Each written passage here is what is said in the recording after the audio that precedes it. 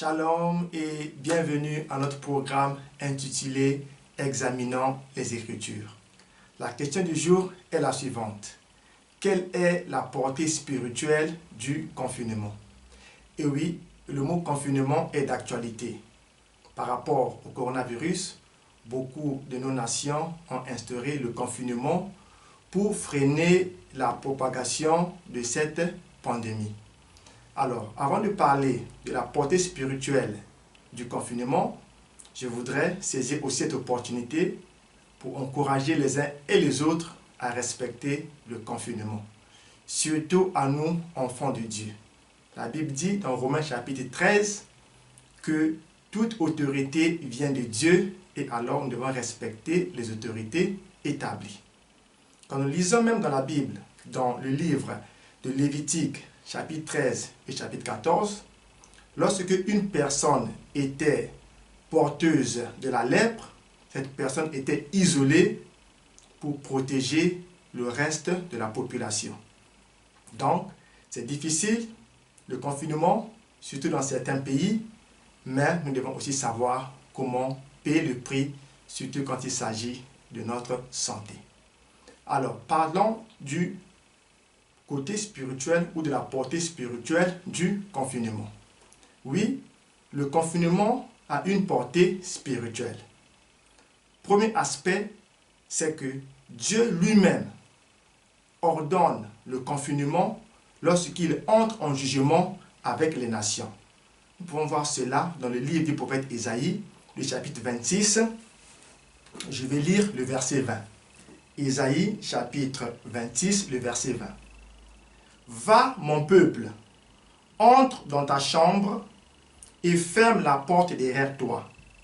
Cache-toi pour quelques instants jusqu'à ce que la colère soit passée. Si je pouvais emprunter le mot confinement, dans ce passage, Dieu disait clairement au peuple, confinez-vous, cachez-vous pour quelques instants jusqu'à ce que la colère soit passée. Lorsque Dieu entre en jugement avec des nations, Dieu veut que son peuple se cache pour un instant.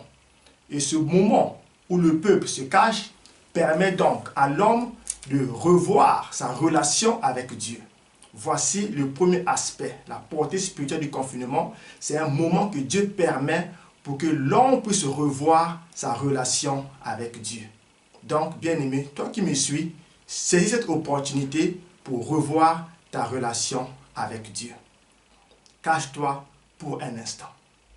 Alors, le deuxième aspect de la portée spirituelle du confinement, c'est que le confinement permet à l'homme de revoir son identité, d'avoir une nouvelle identité. Nous avons l'exemple de Jacob dans la Bible. Si nous lisons dans Genèse chapitre 32, à partir du verset 24, il est dit, Jacob demeura seul. Jacob était sur le point de rencontrer son frère et il avait peur parce qu'il avait trahi son frère des années auparavant. Et dans cette crainte, la Bible déclare, il se retira. Il s'éloigna de sa famille, de tout ce qu'il avait et il demeura seul. En d'autres termes, Jacob s'était confiné pendant une nuit. Et durant cette nuit, son identité a été transformée. Il n'était plus Jacob, mais il était devenu Israël. Donc le confinement, la portée spirituelle, c'est aussi de transformer l'identité d'une personne. Et nous croyons que pendant ce moment de confinement, Dieu est en train de transformer l'identité de beaucoup de personnes. Et enfin, le troisième point que je vais mentionner, la portée spirituelle du confinement permet à l'homme de faire le ménage autour de soi. Nous connaissons l'histoire d'Abraham et de Lot dans Genèse chapitre 13 à partir du verset 15 où Abraham a dit à Lot, nous avons marché ensemble, maintenant c'est le temps de nous séparer. Si tu vas à gauche, moi j'irai à droite. Si tu vas à droite, moi j'irai à gauche. Malgré les relations qui les liaient, Abraham a voulu que ce moment soit un moment de séparation pour préserver peut-être leurs relations. Donc, le confinement permet aussi à l'homme de faire le ménage autour de soi. Alors, bien aimé, toi qui m'écoutes, peut-être que le confinement te permet aussi de faire le ménage par rapport à tes relations. Quelles sont les relations que tu dois préserver? Quelles sont les relations que tu ne dois plus garder parce que ces relations ne t'amènent nulle part?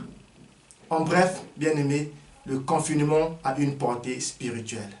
Acceptons-le même si c'est difficile, mais nous croyons que Dieu est en train de faire un travail dans le secret et après ce confinement, nous allons sortir encore plus forts, plus victorieux et encore plus utiles entre les mains de notre Seigneur. Que Dieu vous bénisse. C'était Destin Moulogo, votre évangéliste. À bientôt.